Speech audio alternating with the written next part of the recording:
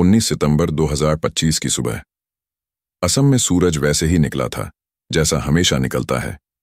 गुवाहाटी की ब्रह्मपुत्र नदी पर शांत सुबह की रोशनी पड़ रही थी, लेकिन कुछ ही घंटों में इस शांति को एक खबर ने चीर दिया जिसने पूरे पूर्वोत्तर भारत को गहरे सदमे में डाल दिया।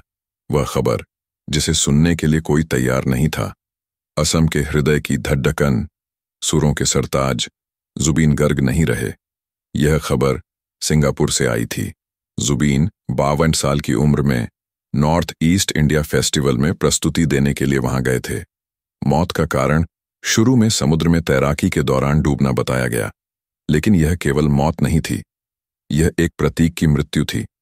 जुबीन गर्ग केवल एक गायक नहीं थे, वह असमिया संस्कृति की बेबाक आवाज, सामाजिक न्याय के लिए खड़े होने वाला एक विद्रोही और लाखों युवाओं के लिए एक प्रेरणा स्रोत थे। जब उनकी मृत्यु की खबर आई तो हर घर में सन्नाटा छा गया, जिसके बाद विश्वास और शोक की एक भयावह लहर दौड़ पड़ी। गुवाहाटी में उनके घर के बाहर कुछ ही घंटों में लोगों का हुजूम जमा हो गया। लोग अविश्वास में एक दूसरे का चेहरा देख रहे थे। कैसे? जो आदमी कल तक मंच पर दहाड़ रहा था, वह अचानक समुद्र में कैसे डूब सकता है? उनकी पत्नी, पत्रकार और फैशन डिजाइनर गारिमा सैकिया गर्ग को जब यह खबर मिली तो उनका शुरुआती शोक जल्द ही अविश्वास और रोष में बदल गया। उनका पहला सार्वजनिक संदेश दिल दहला देने वाला था, जिसमें उन्होंने न्याय की मांग की और संदेह जताया कि यह महज एक दुर्घटना नहीं हो सकती। सिंगापुर का रहस्य, दुर्घटना या साजिश? सिंगापुर में जो हुआ वह रहस्य और विरोधाभासों से भरा हुआ था। जुबीन अपने कुछ सहयोगियों के साथ सेंट जॉन आइलैंड के पास एक यॉट पर थे। घटना का आधिकारिक संस्करण। रिपोर्टों में कहा गया कि जुबीन दोपहर के समय तैराकी या स्कूबा डाइविंग के लिए समुद्र में उतरे थे। उन्हें डूबते हुए देखा गया और जब उन्हें बाहर निकाला गया तो वह अचेत थे। उन्हें तुरंत सिंगापुर जनरल हॉस्पिटल ले जाया गया, जहां उन्हें मृत घोषित कर दिया गया। उठते हुए सवाल, जुबीन एक अच्छे तैराक थे, फिर वह कैसे डूब सकते थे? उनके साथ यॉट पर मौजूद अन्य लोग, जिनमें उनका मैनेजर, फेस्टिवल आयोजक और कुछ बैंडमेट्स शामिल थे, उन्हें तुरंत क्यों नहीं बचा पाए? उनका स्वास्थ्य अक्सर ठीक नहीं रहता था, खासकर 2019 में दौरे सीजर के बाद। क्या तैराकी के लिए उतरने से पहले उन्हें कोई स्वास्थ्य संबंधी चेतावनी दी गई थी? यह भी आरोप लगा कि घटना से पहले रात भर पार्टी चली थी और जुबीन को दबाव डालकर गोता लगाने के लिए मजबूर किया गया, जबकि उनकी तबीयत ठीक नहीं थी। इस घटना के चश्मदीदों के बयानों में अंतर था। कुछ ने कहा कि उन्होंने लाइफ जैकेट नहीं पहनी थी, जबकि कुछ ने कहा कि वह गहरे पानी में नहीं थे। ये विरोधाभास ही थे जिन्होंने दुर्घटना की थ्योरी को कमजोर किया और साजिश की आशंका को मजबूत किया। जुबीन का अंतिम वीडियो, जो उन्होंने फेस्टिवल के लिए बनाया था, अचानक वायरल हो गया। एक खुशमिजाज इंसान जो अपने प्रशंसकों से मिलने का इंतजार कर रहा था, और कुछ ही घंटों में जिसका जीवन समाप्त हो गया। साजिश की आहट और संदेह के घेरे में अपने जुबीन गर्ग की मौत के बाद सबसे दर्दनाक बात यह थी कि संदेह की उंगलियां उन लोगों की तरफ उठीं जो उनके सबसे करीबी माने जाते थे। मैनेजर और आयोजक सिद्धार्थ शर्मा, मैनेजर, और श्याम कानू महंत, फेस्टिवल आयोजक, पर सबसे पहले संदेह गया। उन पर जुबीन की स्वास्थ्य स्थिति को नजरअंदाज करने और घटना को छिपाने की कोशिश करने का आरोप लगा। जुबीन के कुछ बैंडमेट्स ने दावा किया कि दोनों ने कथित तौर पर घटना के विवरण को छिपाने की कोशिश की और समय पर मेडिकल सहायता नहीं बुलाई। इन दोनों को जल्द ही गिरफ्तार कर लिया गया। चचेरे भाई की गिरफ्तारी, द डीएसपी। इस मामले में सबसे चौंकाने वाला मोड़ तब आया जब असम पुलिस ने जुबीन के चचेरे भाई संदीपन गर्ग को गिरफ्तार किया। संदीपन असम पुलिस में डीएसपी के पद पर कार्यरत थे और घटना के समय यॉट पर मौजूद थे। उन पर आरोप लगा कि उन्होंने अपनी आधिकारिक स्थिति का इस्तेमाल करके सबूतों को नष्ट करने या घटना की जानकारी छिपाने की कोशिश की। एक पुलिस अधिकारी का अपने ही भाई की मौत की मिस्ट्री में संदिग्ध बनना इस केस की जटिलता को चरम पर ले गया। जहर का दावा।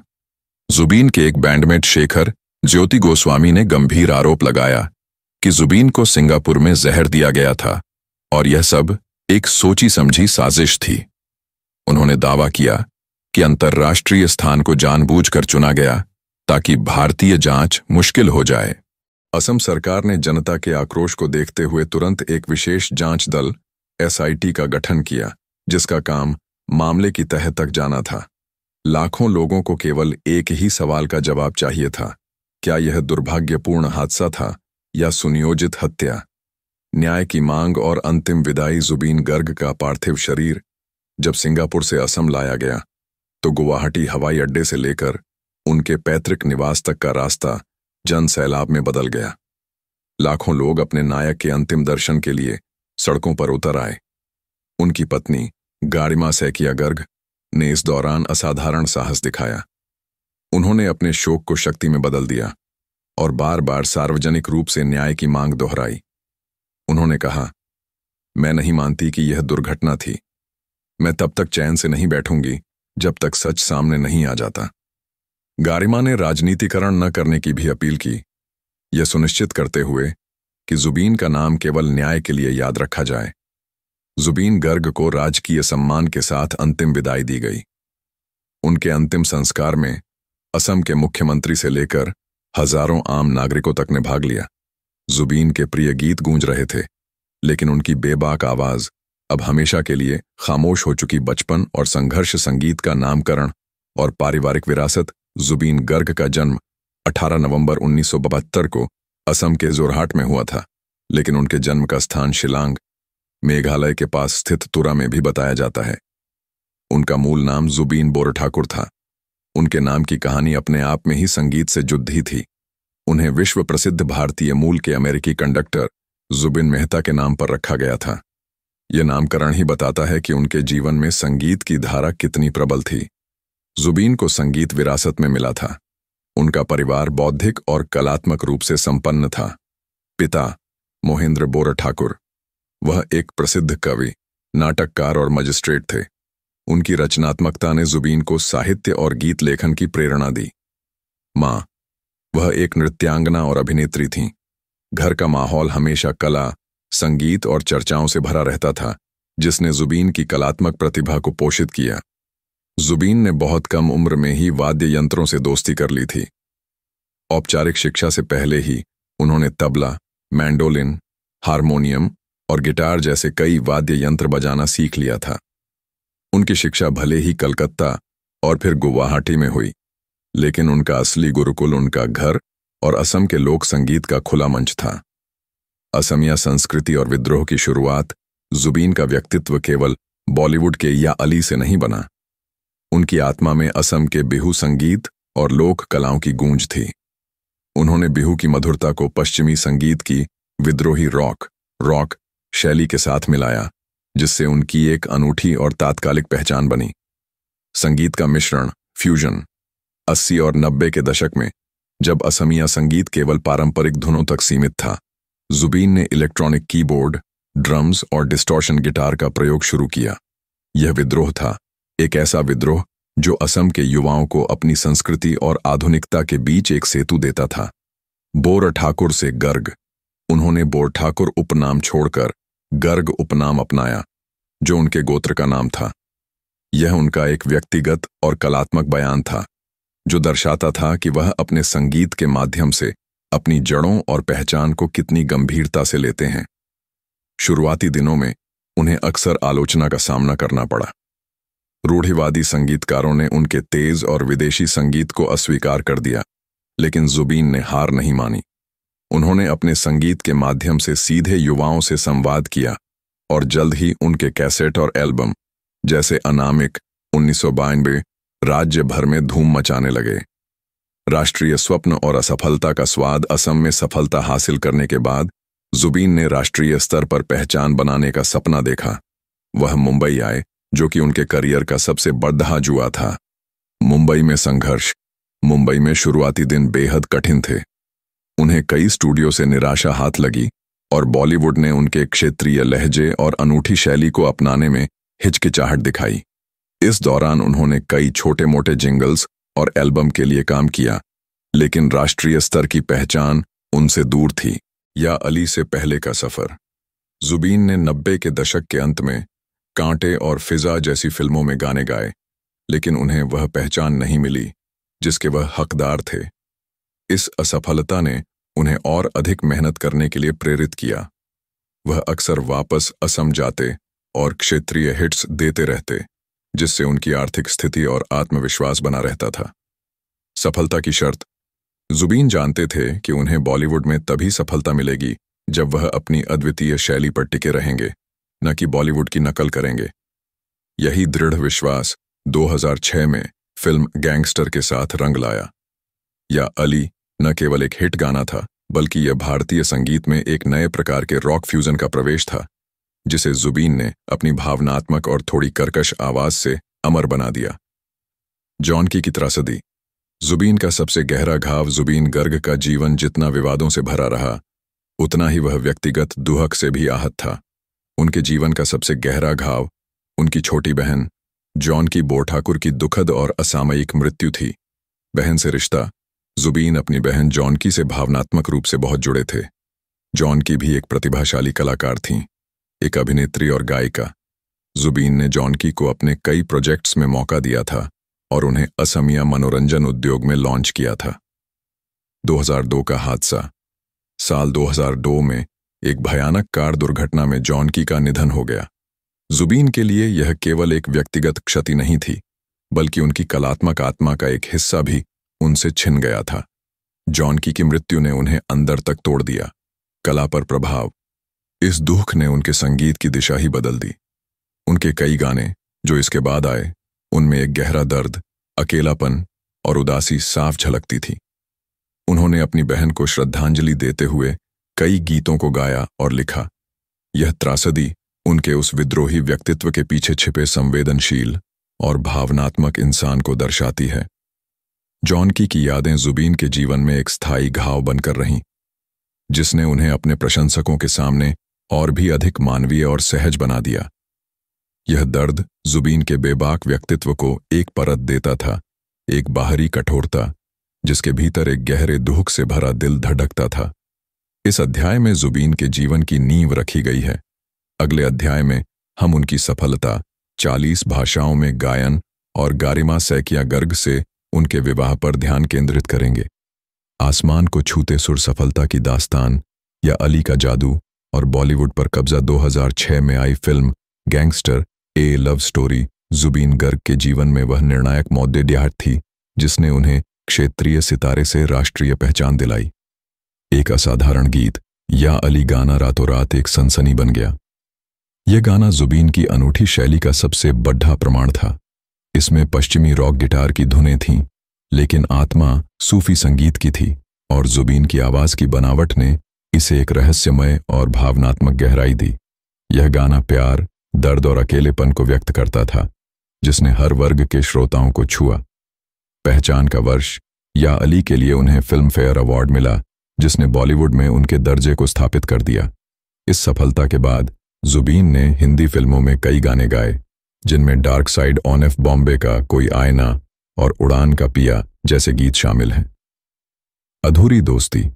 बॉलीवुड की सफलता ने जुबीन को एक पहचान दी, लेकिन उन्होंने कभी भी खुद को पूरी तरह से मुंबई के ग्लैमर जगत को समर्पित नहीं किया। वह अक्सर वापस असम लौट जाते थे, जहां उनकी जजडडियां थीं। जुबीन ने महसूस किया कि बॉलीवुड का व्यावसायिक ढांचा उनकी रचनात्मक स्वतंत्रता के अनुकूल नहीं था। उनकी असामयिक मृत्यु के बाद संगीत जगत के कई लोगों ने उनके साथ काम न कर पाने का अफसोस जताया। संगीत का विस्तार। 40 भाषाओं के रिकॉर्ड। जुबीन गर्ग को उनकी बहुमुखी प्रतिभा के लिए जाना जाता था।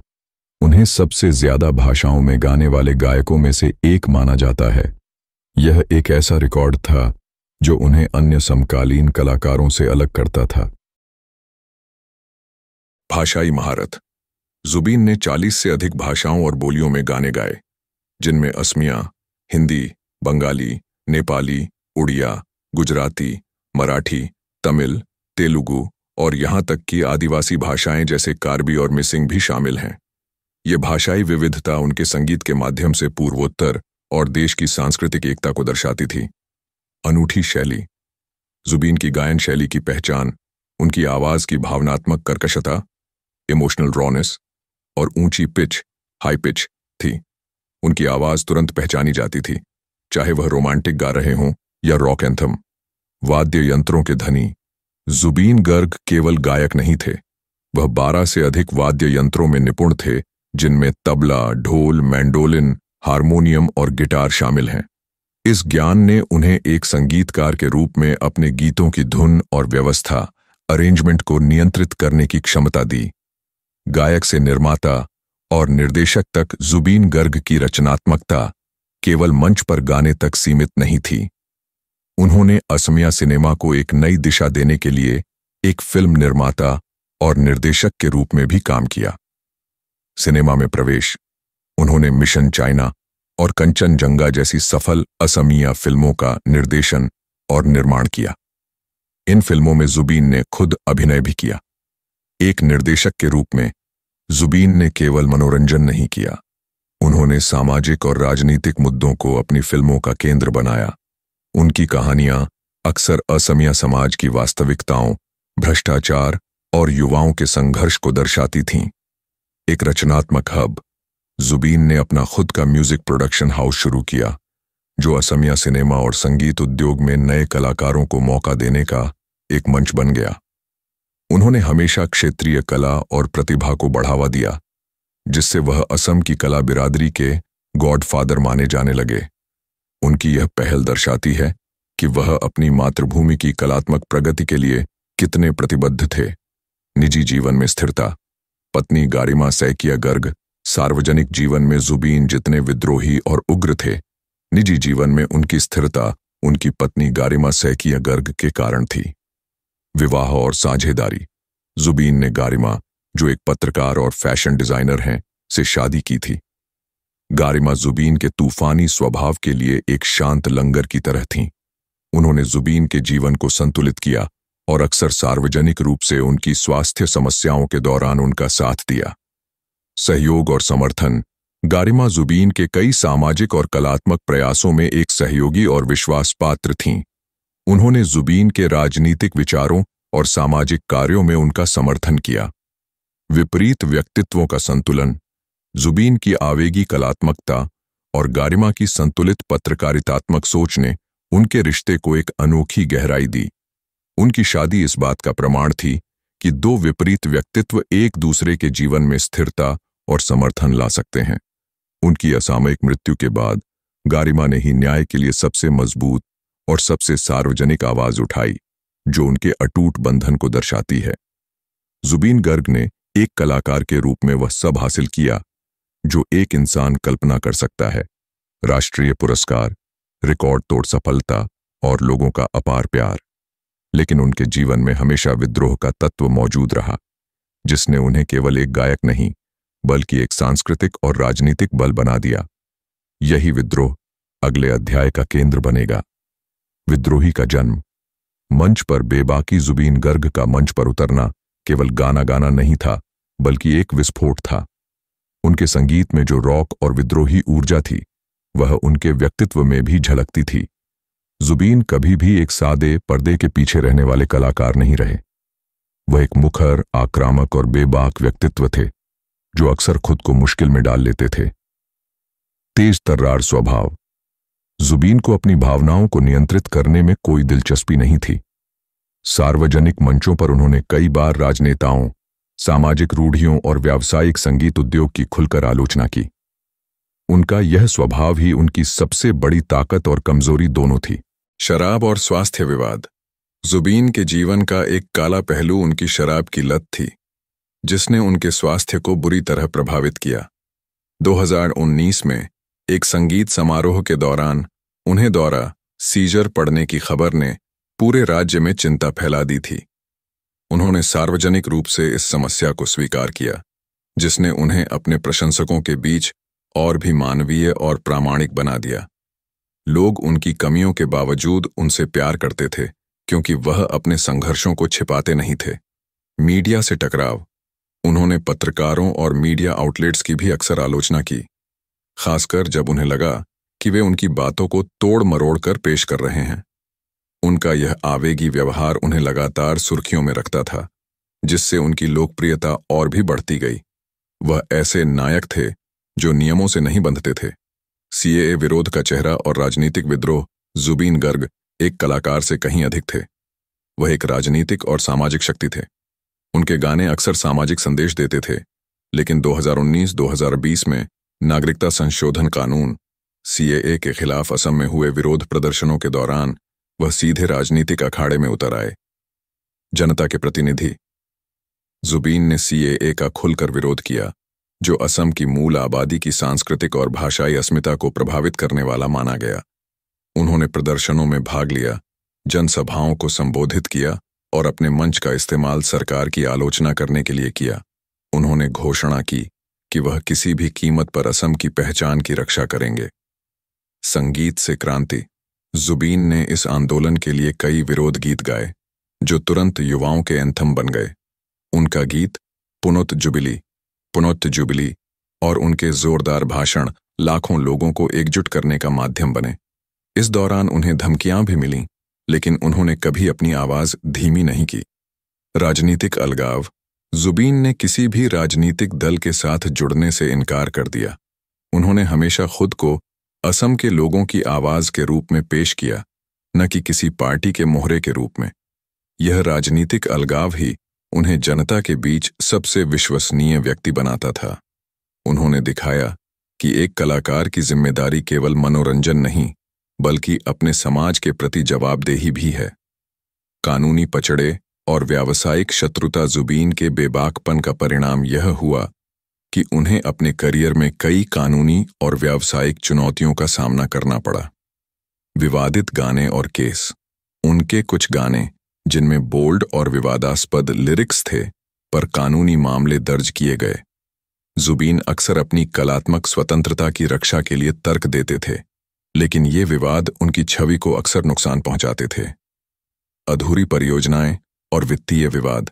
जुबीन की रचनात्मक ऊर्जा इतनी अधिक थी कि वह अक्सर कई परियोजनाएं एक साथ शुरू कर देते थे। इससे कई प्रोजेक्ट्स अधूरे रह गए या उन पर वित्तीय विवाद खड़े हो गए।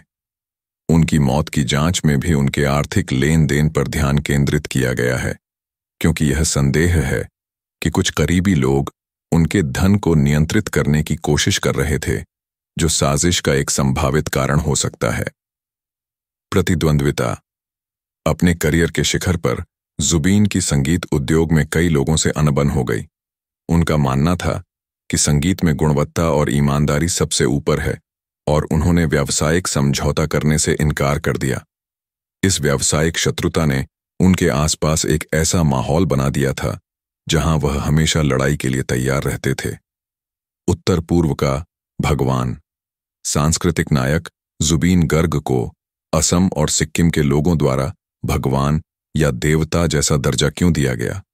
यह उनके संगीत के रिकॉर्ड से कहीं ज्यादा उनके मानवीय योगदान के कारण था। सांस्कृतिक पहचान के संरक्षक। जुबीन ने असमिया, नेपाली और अन्य क्षेत्रीय भाषाओं को राष्ट्रीय मंच पर प्रमुखता दी। उन्होंने स्थानीय संगीत और सिनेमा को पुनर्जीवित किया, जिससे पूर्वोत्तर की सांस्कृतिक अस्मिता को बल मिला। लोग उन्हें अपनी संस्कृति के गौरव का प्रतीक मानते थे। दानवीरता और सामाजिक कार्य। जुबीन कई दान और सामाजिक कार्यों में चुपचाप शामिल रहते थे। उन्होंने बाढ़ पीड़ितों, जरूरतमंद कलाकारों और समाज के वंचित वर्गों की मदद की। लोग उन्हें केवल कलाकार नहीं, बल्कि अपने समुदाय का एक जिम्मेदार सदस्य मानते थे। सिक्किम और नेपाली समुदाय। जुबीन ने नेपाली और सिक्किमी भाषाओं में कई गाने गाए हैं। उनका संगीत सिक्किम और दार्जिलिंग क्षेत्र में अत्यंत लोकप्रिय था, जहां उन्हें एक सांस्कृतिक पुल के रूप में देखा जाता था, जिसने संगीत के माध्यम से समुदायों को जोड़ा। उनकी बेबाक, संघर्षशील और फिर भी दिल से दयालु छवि ने उन्हें एक जीते जागते लीजेंड का दर्जा दिया। जुबीन गर्ग ने अपनी पूरी जिंदगी एक विद्रोही धुन पर जी। उनकी मृत्यु, जो एक रहस्य बन गई, उसी विद्रोही सफर का एक नाटकीय और अनसुलझा अंत थी। अनसुलझा। विरासत और सवाल। पोस्टमार्टम रिपोर्ट और विरोधाभास। जुबीन गर्ग की मृत्यु के रहस्य को सुलझाने की दिशा में पोस्टमार्टम रिपोर्ट सबसे महत्वपूर्ण दस्तावेज थी, लेकिन इसने विरोधाभासों को और बढ़ा दिया। सिंगापुर से आई रिपोर्ट। सिंगापुर के अधिकारियों ने भारतीय उच्चायोग को भेजी गई रिपोर्ट में शुरुआती तौर पर मौत का कारण डूबना, ड्राउनिंग बताया।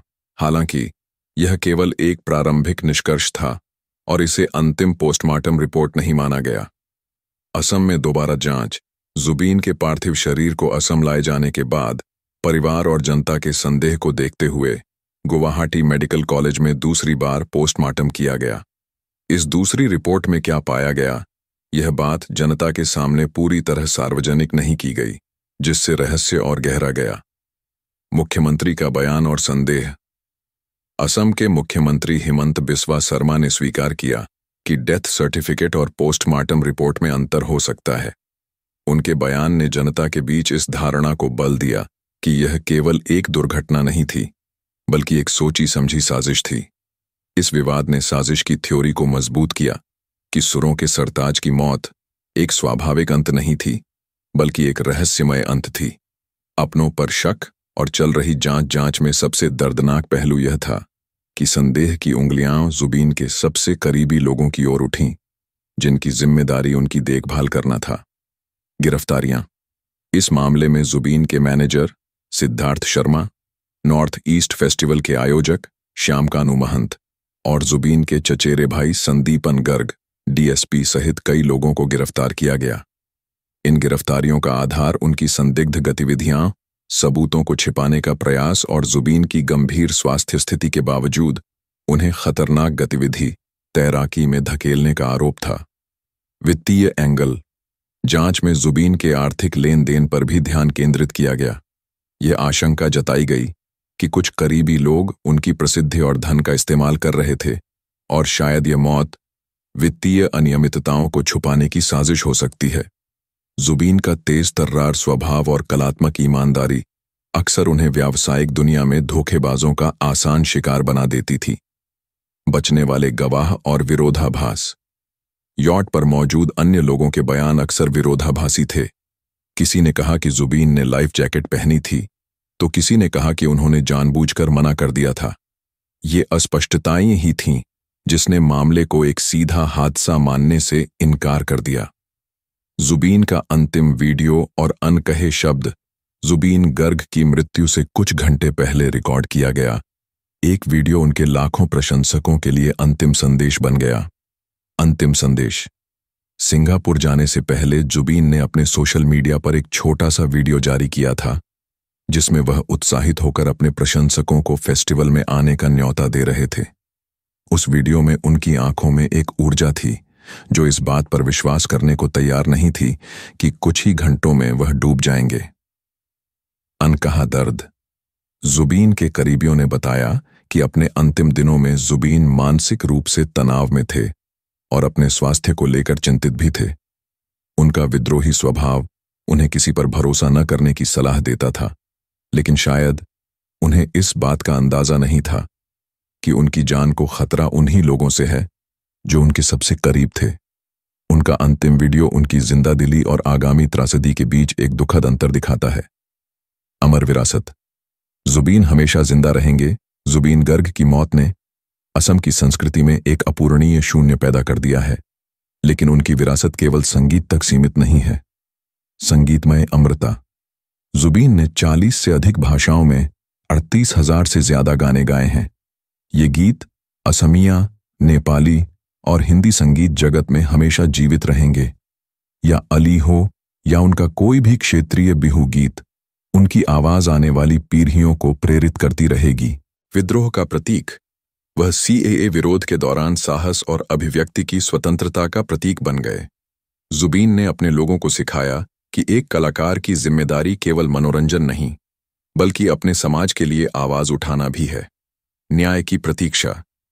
आज जुबीन गर्ग का मामला अधूरी न्याय की एक कहानी है। उनकी पत्नी गारिमा सैकिया गर्ग और उनके करोड़धूम प्रशंसक अभी भी उस एक सच का इंतजार कर रहे हैं जो यह बताएगा कि उत्तर पूर्व का संगीत सम्राट कैसे और क्यों खामोश हो गया। उनकी जीवनी का अंतिम पृष्ठ अभी भी लिखा जाना बाकी है और वह तब तक पूरा नहीं होगा जब तक उनके साथ हुई साजिश का सच सामने नहीं आ जाता। जुबीन गर्ग मरकर भी अमर हो गए हैं और अब यह जिम्मेदारी न्याय प्रणाली पर है कि वह उन्हें शांत, सच्चा और सम्मानजनक अंत दे। जुबीन गर्ग की मौत का रहस्य। मुख्य विवादास्पद बिंदु। जुबीन गर्ग की मृत्यु के मामले को एक साधारण दुर्घटना मानने से इनकार करने के पीछे मुख्य रूप से 3 बिंदु थे। मैनेजमेंट की लापरवाही, वित्तीय अनियमितता और करीबियों की संदेहास्पद भूमिका। वेन। डीएसपी संदीपन गर्ग की गिरफ्तारी का मामला। डीएसपी संदीपन गर्ग जुबीन गर्ग के चचेरे भाई, कजिन ब्रदर थे और उनकी गिरफ्तारी इस पूरे मामले का सबसे चौंकाने वाला पहलू था। गिरफ्तारी का कारण। संदीपन गर्ग को असम पुलिस की विशेष जांच टीम एसआईटी ने जुबीन की मौत के कुछ ही दिन बाद गिरफ्तार किया था। उनकी गिरफ्तारी का आधार यह था कि वह घटना के समय सिंगापुर में यॉट पर मौजूद थे।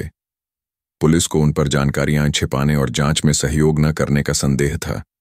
उन पर सबूतों को नष्ट करने या उन्हें प्रभावित करने की कोशिश करने का आरोप लगा, जो एक पुलिस अधिकारी के लिए एक गंभीर अपराध था। सार्वजनिक आक्रोश। एक डीएसपी रैंक के पुलिस अधिकारी का जुबीन जैसे सांस्कृतिक नायक की मौत की जांच में संदिग्ध बनना सार्वजनिक आक्रोश को भड़काने वाला था। लोगों का मानना था कि संदीपन ने अपने पद का इस्तेमाल करके मामले को दबाने की कोशिश की होगी। कानूनी स्थिति।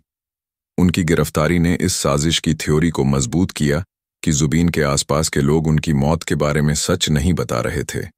उनकी पत्नी गारिमा सैकिया गर्ग ने भी न्याय की मांग करते हुए इन सभी गिरफ्तारियों का समर्थन किया था। जहर दिए जाने का गंभीर आरोप, एलिगेशंस ऑफ पॉइजनिंग, तैराकी दुर्घटना के अलावा जुबीन गर्ग की मौत के रहस्य को गहरा करने वाला दूसरा बड़ा बिंदु जहर दिए जाने का आरोप था। आरोपकर्ता। यह गंभीर आरोप जुबीन के बैंडमेट और करीबी सहयोगी शेखर ज्योति गोस्वामी ने लगाया था। आरोप का सार। गोस्वामी ने दावा किया कि जुबीन को सिंगापुर में जानबूझकर जहर दिया गया था और यह मौत डूबने से नहीं हुई थी। उन्होंने आरोप लगाया कि मैनेजर सिद्धार्थ शर्मा और आयोजक श्यामकानू महंत ने कथित तौर पर इस साजिश को अंजाम दिया और एक अंतर्राष्ट्रीय स्थान सिंगापुर को चुना ताकि भारतीय जांच के लिए मुश्किलें पैदा हों। शारीरिक संकेत। आरोपों के अनुसार जुबीन को यॉट पर कुछ शारीरिक संकट जैसे मुंह से झाग निकलना हुआ था, जिससे संदेह हुआ कि उन्हें कुछ खिलाया गया हो सकता है। आरोप था कि इन संकेतों को नजरअंदाज किया गया और समय पर अस्पताल ले जाने में देरी हुई। पोस्टमार्टम की भूमिका। इस आरोप के चलते ही दूसरी बार पोस्टमार्टम कराया गया ताकि इस बात की पुष्टि की जा सके कि शरीर में किसी प्रकार का विष, पॉइजन तो नहीं था। हालांकि पोस्टमार्टम की रिपोर्ट और उनके निष्कर्ष अभी भी पूरी तरह से सार्वजनिक नहीं किए गए हैं, जिससे साजिश की थ्योरी आज भी जिंदा है। ये दोनों बिंदु इस बात की पुष्टि करते हैं कि जुबीन गर्ग की जीवनी केवल एक गायक की सफलता की कहानी नहीं है, बल्कि एक अनसुलझी और विवादास्पद आपराधिक जांच की कहानी है, जो उनके प्रियजनों पर संदेह से भरी हुई है। जुबीन गर्ग। जब धुनें बनी आवाज। एक बेबाक संगीतमय सफर जो इंसान गाता था, वह सवाल बन गया जुबीन गर्ग। यह सिर्फ एक नाम नहीं बल्कि असम की संस्कृति, विद्रोह और संगीत का एक नारा था। 19 सितंबर 2025 तक वह एक गायक, एक अभिनेता और एक सामाजिक नायक थे। लेकिन उस दिन सिंगापुर के समुद्र में उनकी असामयिक मृत्यु के बाद वह एक अनसुलझा रहस्य बन गए। यह जीवनी केवल उनकी रिकॉर्ड तोड़ सफलता या 40 भाषाओं में गायन के बारे में नहीं है। यह उस विद्रोही कलाकार की कहानी है जिसकी बेबाक आवाज को साजिश की आशंकाओं ने खामोश कर दिया। उनकी मृत्यु ने जो सवाल खड़े किए हैं, क्या यह दुर्घटना थी या जहर देने की साजिश, वह आज भी पूरे देश को परेशान कर रहे हैं। यह कहानी है उस व्यक्ति की जिसने धुनें बनाई, संघर्ष किया और अंत में एक सांस्कृतिक महानायक के रूप में अमर हो गया, जिसकी मृत्यु का सच उसके अपनों के बीच ही छिपा है। मृत्यु और रहस्य शून्य से शुरुआत। 19 सितंबर 2025 की सुबह असम में पसरा सन्नाटा और फिर सिंगापुर से आई सदमे भरी खबर। उनकी पत्नी गारिमा सैकिया गर्ग का न्याय के लिए पहला भावुक आह्वान। सिंगापुर का रहस्य। नॉर्थ ईस्ट इंडिया फेस्टिवल का संदर्भ। यॉट पर मौजूद लोग। स्कूबा डाइविंग या तैराकी के दौरान डूबने का आधिकारिक कारण। शुरुआती विरोधाभासी बयान और सुरक्षा मानकों पर सवाल। साजिश की आहट और गिरफ्तारियां। जुबीन के मैनेजर सिद्धार्थ शर्मा और फेस्टिवल आयोजक श्यामकानू महंत पर सबूत छिपाने के आरोप। बैंडमेट शेखर ज्योति गोस्वामी का झड़ दिए जाने का गंभीर दावा। सबसे बड़ा रहस्य, डीएसपी संदीपन गर्ग, जुबीन के चचेरे भाई और असम पुलिस के डीएसपी संदीपन गर्ग की गिरफ्तारी। उन पर जानकारियां छिपाने और जांच में बाधा डालने का आरोप। वित्तीय अनियमितताओं और जुबीन के धन पर नियंत्रण के एंगल पर एसआईटी की जांच। न्याय की मांग। असम सरकार द्वारा एसआईटी का गठन। लाखों प्रशंसकों का सड़कों पर उतरना और राजकीय सम्मान के साथ अंतिम विदाई। धुन की गूंज, the echo of the tune. बचपन और संघर्ष नाम का अर्थ और विरासत। जुबीन का जन्म, नामकरण जुबिन मेहता के नाम पर। पिता कवि और मां नृत्यांगना का प्रभाव। संगीत की नींव, 12 से अधिक वाद्य यंत्रों में महारत। बिहू संगीत और रॉक का फ्यूजन। पारंपरिक संगीतकारों द्वारा शुरुआती आलोचना। पहला ब्रेक और चुनौती, 1992 में अनामिक से क्षेत्रीय सफलता। मुंबई में संघर्ष, बॉलीवुड से शुरुआती असफलता। सबसे गहरा घाव, जॉनकी की त्रासदी। 2002 में बहन जॉनकी बोठाकुर की कार दुर्घटना में मृत्यु। जुबीन के जीवन और बाद के संगीत पर इस दुख का स्थायी प्रभाव। आसमान को छूते सुर, सफलता की दास्तान या अली का जादू। 2006 में गैंगस्टर से राष्ट्रीय पहचान। फिल्म फेयर अवार्ड जीतना। बॉलीवुड में उनकी असाधारण आवाज और शैली का स्थान। संगीत का विस्तार, 40 से अधिक भाषाओं में रिकॉर्ड तोड़ गायन। नेपाली और बंगाली संगीत में योगदान। उनकी भावनात्मक आवाज का विश्लेषण। गायक से निर्माता और निर्देशक। मिशन चाइना जैसी फिल्मों का निर्माण और निर्देशन। क्षेत्रीय सिनेमा को पुनर्जीवित करने में उनका योगदान। निजी जीवन में स्थिरता। गारिमा सैकिया गर्ग से विवाह। गारिमा का जुबीन के तूफानी व्यक्तित्व और स्वास्थ्य के लिए संतुलन प्रदान करना। विद्रोह और विवाद, रिबेलियन एंड कंट्रोवर्सी। बेबाक आवाज विद्रोही का जन्म। जुबीन का तेज तर्रार स्वभाव। मंच पर विवादित बयान और पत्रकारों से टकराव। शराब और स्वास्थ्य विवाद। सार्वजनिक रूप से स्वास्थ्य समस्याओं को स्वीकार करना। 2019 में दौरे, सीजर की घटना और प्रशंसकों की चिंता। सीएए विरोध का चेहरा। नागरिकता संशोधन कानून सीएए के खिलाफ विरोध प्रदर्शनों का नेतृत्व। सरकार की आलोचना और असम की पहचान के लिए उनकी लड़ाई। उत्तर पूर्व का भगवान। असम और सिक्किम के लोग उन्हें सांस्कृतिक नायक क्यों मानते थे? उनकी दानवीरता, सामाजिक कार्य और क्षेत्रीय अस्मिता के लिए उनका संघर्ष। अमर संगीत, अनसुलझा रहस्य। जुबीन गर्ग ने अपनी पूरी जिंदगी विद्रोह की धुन पर जी। उनकी विरासत केवल उनके गानों में नहीं, बल्कि लाखों लोगों के उस साहस में जिंदा है जो उन्होंने लोगों को दिया। उनकी मृत्यु एक दुर्घटना से कहीं ज्यादा है। यह एक सांस्कृतिक त्रासदी है जिसने कई गहरे सवाल छोड़ दिए हैं।